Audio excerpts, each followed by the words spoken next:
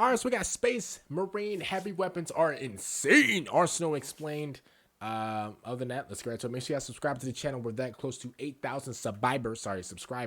And let's go. The forces of the Space Marines have access to some of the most powerful weaponry ever created by mankind. Absolutely brutal guns that deliver the Emperor's wrath to the heretic, the mutant, and the alien alike. Yo, bro, they got some machinery, y'all.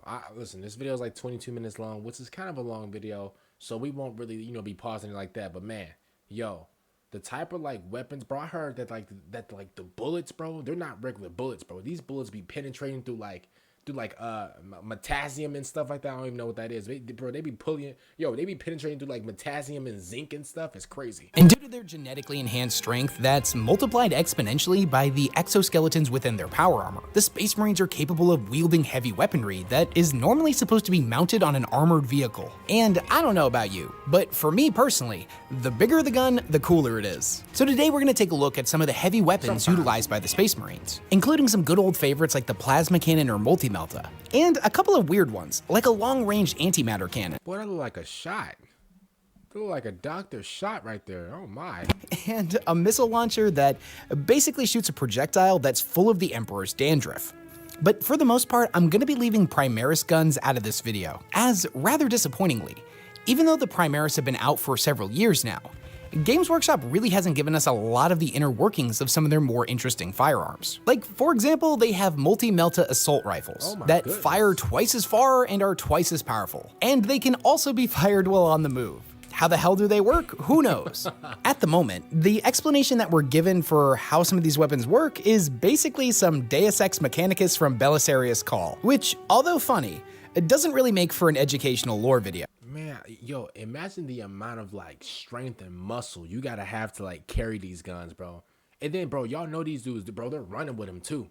Bro, they're running with these weapons, bro. Letting it go. They're running with these weapons, y'all. Like, man. So with all that out of the way, let's dive in with possibly the most iconic heavy weapon that the Space Marines use, the heavy bolter. But before we get into that, here's a quick shout out to this video's sponsor. Warpath is a free-to-play action, and let's get into the grimdark. Go pay them bills. I ain't mad at you. So bolter weapons are the most common form of gun used by the Space Marines.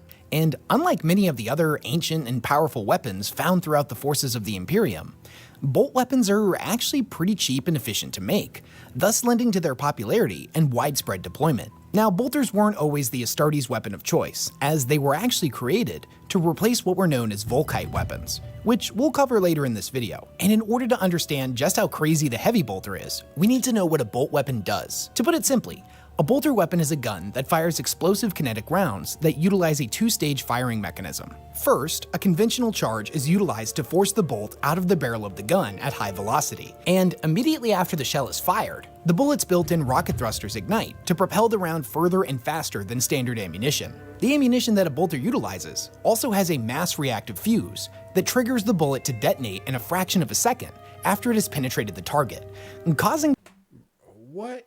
Yo, holy macaroni. Yo, what the hell are they using to make these? Yo, how do they even make the ammunition? Nah, yo. Something going on. Nah, these got to be demon bullets or something. There's no way. These things, bro, what in the Call of Duty is going on? This is something you will hear out of like Call of Duty. This is ridiculous. Exploding bullets? Nah, bro. The enemy to literally— Yo, they out here using Call of Duty zombie perks, yo.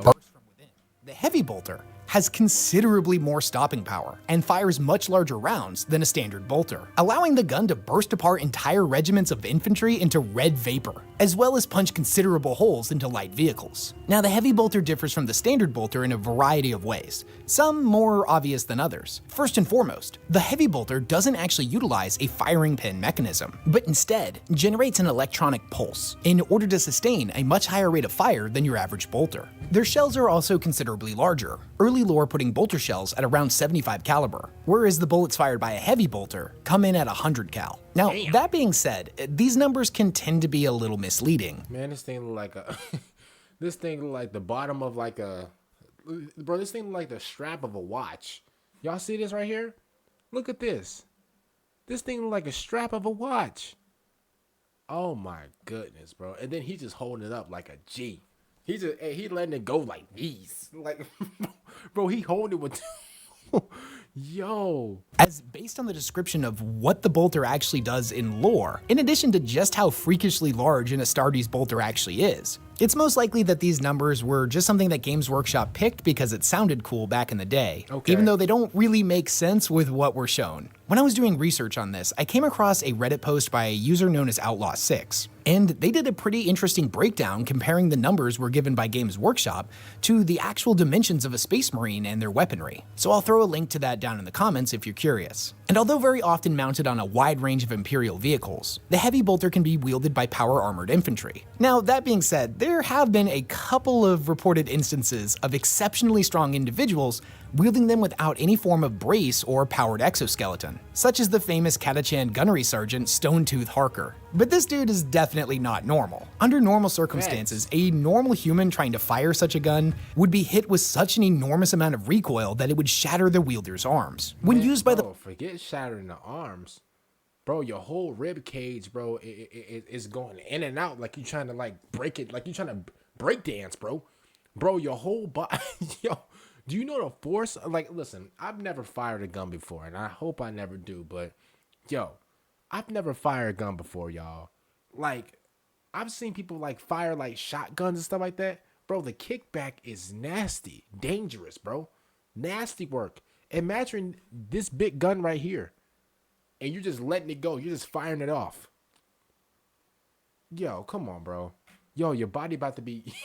Hey, y'all know, like...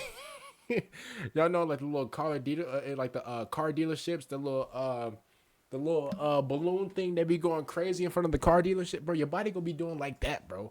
Looking like spaghetti in space, yeah. Forces of the Astra Militarum, if they're not mounted on a vehicle, then they require a team to operate, and at the very least, be mounted on a tripod-like stabilizing device. Bro, you need the whole, yo, I swear to you, in order to control this gun that I'm seeing right here, bro, look at the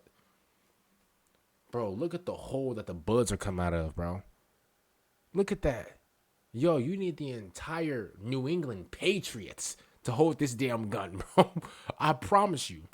Space Marines, however, can fire them from the hip, using a wide array of target-assisted technology built into their helmets in order to maintain accuracy. They do have to stand still and brace themselves in order to fire them efficiently. However, members of the Death Watch have been known to utilize heavy bolters that have anti-grav technology built into them, so they can be fired on the move. Technology like this is pretty rare, so this isn't done very often. Now, because the heavy bolter has— Brother, let me just break this down. Like, yo, he may be an excellent grandfather. Yo, Gramps, let it go.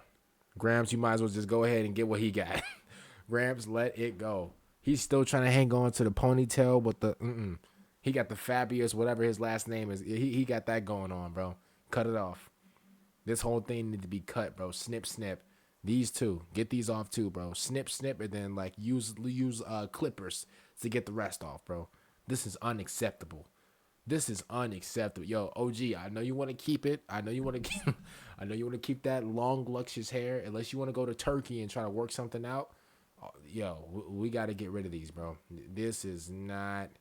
Yeah, bro. Yeah, get rid of this ASAP, bro. As soon as Rasa... Such a high rate of fire, it is unfortunately prone to jamming, and thus regular maintenance in combination with the anointing of sacred oils and reciting of the ancient tech litanies by the tech priests of the Mechanicus or chapter's tech marines is often required to keep the gun's machine spirit appeased. And now let's talk about a weapon that has an even higher rate of fire, the assault cannon. The assault cannon was developed in the early 31st millennium and was intended to replace autocannons in use by Terminator squads. The assault cannon sacrificed the considerable range of the autocannon for a much higher rate of fire. When utilized at short to medium range, the assault cannon can mow down hordes of infantry in seconds and decimate light vehicles, as the cannon measures its rate of fire in the hundreds of rounds per second. Okay, we've actually seen this weapon before. This weapon looks like it's more attached to you, so like, I don't know. I feel like it's kind of not easier, but at the same time, I feel like it'll do basically. Because it fires so many shots so quickly, the barrels of these guns often need to be replaced after every single engagement. Like the assault cannon generates a considerable amount of recoil, and thus when utilized outside of the Space Marines, is done so by a dedicated heavy weapons team or is mounted on a vehicle. They are most ideal in close quarters engagements, where the Space Marines are dealing with a whole lot of fast-moving infantry, such as Gene Stealers or Demonettes. In such circumstances, bolter weapons just can't keep up, and without an assault cannon in the group, the squad may quickly be overwhelmed. Thus, the assault cannon fulfills a similar role to a Space Marine wielding a heavy flamer. Both weapons have their pros and cons, and which one the squad will take into battle depends upon the situation. And speaking of the heavy flamer, there's nothing quite as elegantly brutal as a good old-fashioned flamethrower. They have survived the test of time, changing very little in their design since the second millennia. I think out of all weapons, the weapon that I would usually have is probably like either a sniper, if I was in Warhammer, obviously. Like, I'm not a menace in real life. I'll probably have like a sniper, or bro, a flamethrower would be kind of cool, bro. I think it would be kind of cool, bro. It brings to mind the old mantra of, if it's not broken, don't fix it. Facts. Flamers are dreadful and feared weaponry, and rightfully so, as burning alive has got to be one of the worst ways to go. Facts. Flamer weapons found throughout the Imperium are fueled with a gel-like substance known as Promethium. It's a highly flammable compound that ignites the second it is exposed to oxygen. When fired, the gel immediately ignites, and upon making contact with the target, it will stick to them, engulfing them in a blazing inferno that is nearly impossible to put out. The flames can even continue to burn underwater. A variant of the flamer weapon that was used in the past was known as phosphex weaponry. It was said that the flames of the phosphex weapons could survive even in the vacuum of space, a truly horrifying weapon of war that thankfully today is incredibly rare. And using of one of these ancient devices is seen as a war crime by many Space Marine chapters. And that's saying something, considering just how many horrible things happen in the 40k universe all the time. Bro, they got all these grocery receipts tied around this thing so the weapon can stay apart, man. Bro, you know this thing is working overtime. Man, y'all know this weapon right here is working overtime, bro. Yo, they got Walmart receipts, bro. Gas station, golf. Like, bro, they got Ralph receipts, bro. Just tangled around the gun so it can stay together. Man. The heavy flamer stands apart from its smaller cousins, the hand flamer or the flamer, in that it is considerably larger and utilizes a bigger reservoir of fuel, normally mounted on a Space Marine's back. It also is double-barreled, allowing it to project twice as much burning promethium at an increased range, and also at much hotter temperatures. The heavy flamer is ideal for compact environments, such as jungle fighting, or engagements that take place on ship corridors, and most iconically being utilized by Terminators sent to clear out floating space hulks of nesting Gene Stealers. And speaking of weapons that get really hot, let's talk about the multi-melta. Alright, so as badass as the multi-melta is, it is basically, at the end of the day, a weaponized blowtorch that's been cranked up well past 11. Melta guns work by creating a submolecular reaction within its pressurized fuel mix, and then projects the resulting plasma through the canister and out of the gun in a beam of superheated energy that obliterates anything caught in the weapon's path. Infantry are completely vaporized, leaving nothing but ash in the wind, and heavily armored targets are reduced to molten slag. Meltas can burn through even the heaviest of armors. And the multi-melta takes two of these ridiculous guns and combines them together, firing both beams simultaneously to create a blinding beam of considerably destructive power. The lore on the meltas has never really been that consistent. Some sources say that the resulting energy is plasma, while other sources have depicted it as basically like a microwave gun. Then you have Yo, we heard of this weapon, y'all. Oh my god, yo, the microwave gun, y'all. We heard about this. I don't know, y'all remember? We heard about this in I think it was Westhammer who really broke down. This wasn't the same video, y'all. It was a longer video breaking down like all like the most dangerous weapons, y'all. Bro, I remember this weapon now, yo. The microwave gun. Oh my goodness, bro. It's like somebody shooting you with like a ray of just radiation. Not radiation, but like fire / radiation. It was crazy, bro. Nasty. We heard about this one, bro. The microwave gun. Oh, man. Sources that say it's a beam weapon. And then you have things like the Space Marine video game, which treated the multi-melta like a shotgun. Y'all, by the way, bro, whenever it comes down to like Space Marine video game and stuff like that, y'all, I cannot wait to start streaming, bro. We gonna be playing Space Marine 2. We might even play like the Space Marine, the first game. And obviously, like, you know, whatever game that comes out, because obviously a lot of games will be coming out in like the summer and fall and stuff like that. So I definitely can't wait to play these new games and stuff like that, bro. I cannot wait to get my new PC and new stuff. Yo, it's gonna be tight, bro. It's gonna be crazy. We're gonna be streaming all night. It's gonna be crazy, man.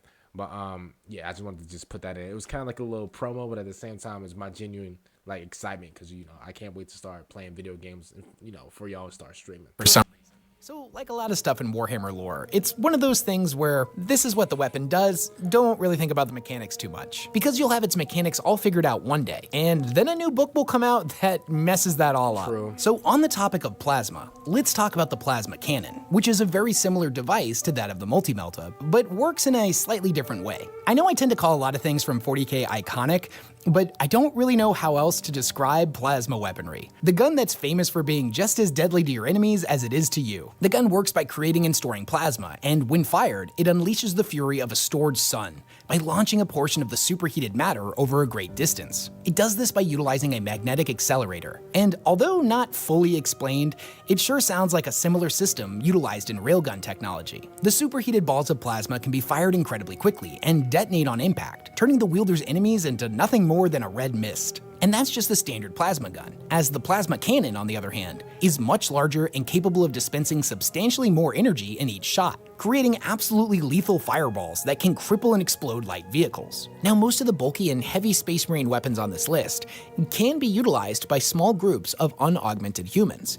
That is not the case with the plasma cannon. There's no plasma cannon heavy weapons team within the Imperial Guard, and that's for a very good reason. Its tendency to overheat and rapidly and violently discharge its stored energy makes it incredibly dangerous. Marines in power armor or infantry inside of a vehicle that the gun has been mounted to have considerably more protection when a setback occurs. But trying to wield a plasma cannon without any form of protection is insanely dangerous. And if this ever occurs, it's normally done by combat servitors that the Imperium sees as disposable. Plasma pistols, on the other hand, do end up being utilized by regular humans. Yo, this weapon is so dangerous. Bro, this weapon is so down bad and dangerous that they say, yo, you know what, bro? We're gonna give this weapon to disposable dudes, bro. Bro, we're giving this weapon to disposable people. People that are disposable, bro. People that are just, yo, they're not even like if they was to pass on or just pass away, it don't matter to us. That's basically what he just said, y'all. However, if a plasma pistol explodes, it may kill or severely injure its wielder, but the damage will most likely be limited to a single individual. Whereas if a plasma cannon goes critical, it may end up taking out the entire team. So considering that they use similar technology, let's compare and contrast the plasma to the melta. First, the melta is far more simple in design, and without all of those complex working parts to separate the plasma into contained projectiles, there's a vastly reduced amount of points where the weapon could encounter a critical failure. You basically just turn the melta on, and it starts venting its fury into the enemy until you turn it off. Or, as I mentioned before, in short-timed bursts of energy, depending on the specific type of melta, or what source of lore that particular author decided to go with. Now, that being said, because it doesn't have all of the magnetic propulsion systems that a plasma cannon does, its range is considerably shorter. But that comes as a trade-off, as the beam it produces is capable of doing even more damage the closer the wielder gets to their target, as the beam tends to be the strongest immediately after leaving the barrel of the gun,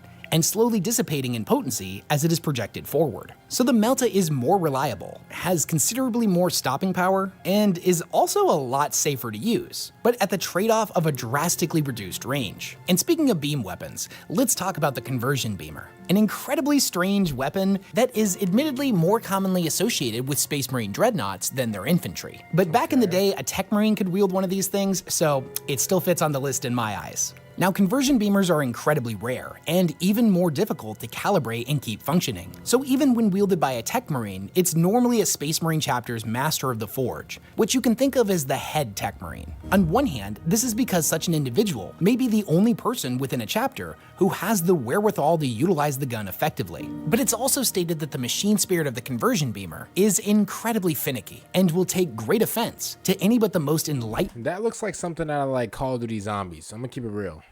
It's something about it. Maybe it's like, I don't know. It looks very like ray gun-ish. Like if you guys ever played like zombies before, it looks very like ray gun-ish. I don't know. It looks very like futuristic and modern at the same time. Of the machine god's faithful who would attempt to operate it. It is an incredibly bizarre weapon, it most likely originating in the dark age of technology, and it works by projecting antimatter over a vast distance. When a conversion beamer is fired, it emits a stream of neutron-bombarded antimatter particles, which set in motion a series of violent chain reactions to occur along the beam's path, gaining and— Bro, imagine like you get sprayed up with this, bro, and you just get hit with all types of particles, minerals, and just chemicals. Like bro, you get hit with, like, you're not even getting hit with like metal or steel or whatever. You're getting hit with like particles. Like you're getting hit with something at a force that's so fast that, like, they're not even using metal anymore. They're using fire, they're using radiation, they're using they're using particles. Like, it's really dangerous out here, bro. Destructive potential the further it travels. And I'm no scientist, and possibly the worst person on the internet to try to explain how antimatter works. But bro, hey, yo. Wes, bro, I don't even know what an antimatter is, bro. Hey, you got me struck out like baseball. I don't even know what it is. I've kind of written myself into a corner here, so here we go. When antimatter comes into contact with matter, it releases an enormous amount of energy, 2.4 pounds of which could generate enough energy to be the equivalent of the Tsar Bomba, the largest bomb ever created in the real world. When the antimatter is released from the gun, it comes into contact with a whole bunch of other matter as it travels through the air, creating further explosive reactions that travel along the path the beam is created, getting stronger and more— Saudi, the Saudi bomb. What was the bomb? The what? The Saudi bomb. How come I never heard of this? I thought it was just the ordinary nuke. I thought they just called it like the Moab, like the mother of all bombs or something. I thought there was like different names. What the hell is a Saudi bomb? What? What? What are we talking about? Largest bomb created on Earth's history. What? Oh, nah, yo, that thing needs to have like 12 locks on it. No, you know what? Yo, 50, 50 locks on it, yo. Why are we even creating bombs that big in the first place? Deadly the further it goes, eventually reaching critical mass. Yo, and that thing finna be, that bomb better be for the damn asteroid that's coming in like 2035. Like, what once it collides with its target, creates a massive explosion. So it's kind of like the exact opposite of a melta, whereas the melta gets stronger the closer you are to the target. The conversion beamer gets stronger the further the target is away from you. And while we're on the topic of energy-based weapons, let's talk about the las cannon. Now, las weaponry is widely used throughout the entirety of the Imperium, most iconically being associated with the forces of the Astra Militarum, as the humble las rifle is standard issue gear for them. The las cannon, on the other hand, utilizes similar technology as a las rifle, but on a much larger scale. Now, the best thing about a las cannon is it's incredibly reliable and not prone to failure, as this technology has been utilized for tens of thousands of years. It's simple in nature and doesn't have a lot of moving parts. The major difference between a las gun and a las cannon is the size and weight of the weapon, along with just how much energy is outputted with each shot. Although unfairly given the reputation of being about as effective as a flashlight, the las gun is kind of a remarkable weapon. They're very well built and can fire an estimated 10,000 shots before needing to be replaced. Its design is simple, elegant, and robust, and it's really difficult to break. A shot from a 10,000. What are we doing? 10,000 bullets? Yo, I don't care what you do, bro. If you have to use 10,000 bullets, bro, to kill anything, just give up. Not gonna, yo. And I'm kind of like John Cena whenever it comes to life. Yo, I never give up. But I'm going to keep it real. If you're still shooting at this one thing, bro, and it's not dying, and you're at, like, what, bullet 3001, I'm going to keep it real. You should maybe, like, try to, like, run or something, bro. I'm sorry, like, if that sounds very coward-like, but I'm going to just keep it real, bro. Yo, this ain't Scarface, yo. I'm just going to, like, I got to keep... las gun hitting an unarmored target can leave a smoking crater in their chest or send severed limbs flying. The las cannon, by comparison, is vastly more powerful and can punch holes clean through tanks at a considerable distance away, while maintaining that famous reliability and accuracy of their smaller counterparts. They do unfortunately require an enormous amount of energy, depleting the cannon's entire charge pack with every single shot, leading to long reload times and making it more suited for long-range engagements. Moving on to the Grav cannon, and to be fair, I've spoken about this in a few other videos, so I'm gonna keep it short, as to not be reiterating something I've recently talked about. So gravity-based weaponry works by turning the target's own weight against them, causing the armored form of a dreadnought or a Terminator into less of a protective suit and more of a metal tomb. as the power of the gun crumbles the individual like a soda can. The metal walls of their armor crushing in from all sides, cracking bones and rupturing organs. They're pretty bizarre weapons, but are definitely very efficient. Now let's move on to a strange weapon that, outside of the Mechanicus, we don't really see utilized too much in the 41st millennium. They're what is known as volkite weapons, an ancient form of thermal heat ray based weaponry that fires a continuous beam. Man, that thing look like a Kamehameha Ra. Oh my goodness. That thing look like a Call Me Your Mama. Yo, that thing look like a Gallic gun. Yo, what the? Yo. Oh my goodness. Yo, that look like that look like a Thor attack. That superheats the target to ludicrous levels, quite literally causing them to burst into flames inside of their armor. Now, if the beam maintains prolonged contact with the target, its temperature can increase to the point that they will burst into flames and spread fire to all their allies around them. And although ceramite armor does offer some protection, even its heat-resistant alloys can be penetrated by the Vulkite's deadly beam. Now, the Volkite Cauldron is the heaviest version of Volkite weapon that can be wielded by infantry, and because of this, it's more commonly associated with Contemptor dreadnoughts. Fun fact, Volkite weapons were actually the standard issue weaponry utilized by the Space Marines before the invention of the bolter. These guns were incredibly effective, but unfortunately, also really difficult and expensive to manufacture. And as the Space Marine legions kept expanding and the Great Crusade started taking off, they were eventually phased out for the iconic bolters, as they were also incredibly effective and a lot easier to produce. Nowadays, surviving Volkite weapons are incredibly rare, and to wield such a weapon is a sign. I'm sorry, I'm texting my boy. We playing Warzone after I get done with this video. Give me 1 second, y'all. 10 more minutes.